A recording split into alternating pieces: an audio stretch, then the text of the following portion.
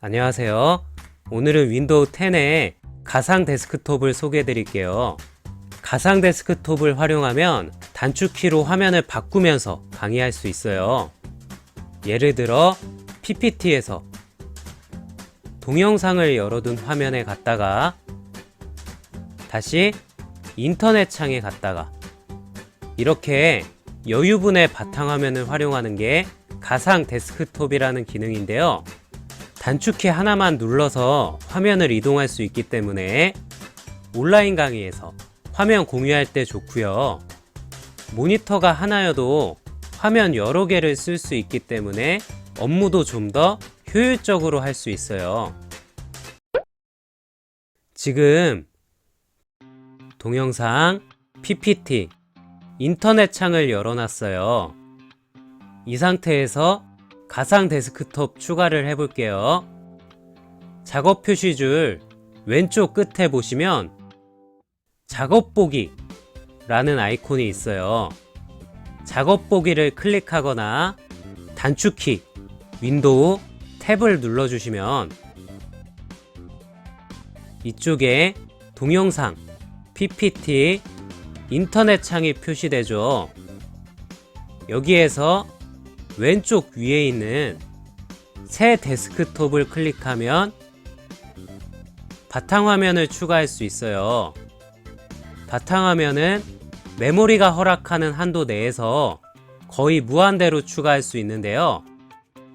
서너 개 정도 사용하는 걸 추천드리고요. 실행하고 있는 앱이나 응용 프로그램을 끌어서 추가한 가상 데스크톱에 옮겨주세요. 이렇게 하면 사전 준비는 끝납니다. 여기에서 빈 공간을 클릭하면 기본 화면으로 돌아올 수 있고요. 이제 단축키를 눌러서 바탕화면을 전환해 볼게요. 컨트롤, 윈도우. 오른쪽 방향키는 다음 바탕화면으로 이동하는 거고요. 컨트롤, 윈도우. 왼쪽 방향키는 이전 바탕화면으로 이동하는 거예요. 이렇게 단축키를 눌러서 3개의 바탕화면을 이동할 수 있고요.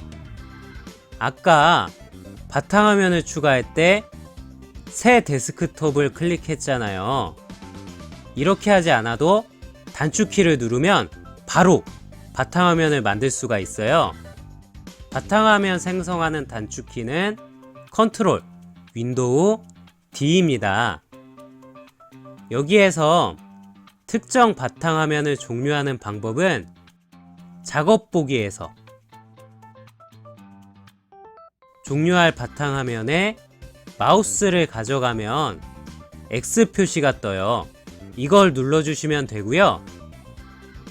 현재 사용 중인 바탕화면 종료는 컨트롤, 윈도우, F4를 눌러주세요. 바탕화면을 닫아도 실행 중인 앱이나 응용 프로그램이 같이 종료되지는 않고요. 이렇게 다른 바탕화면으로 넘어옵니다.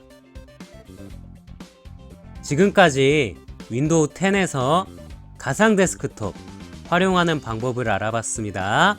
감사합니다.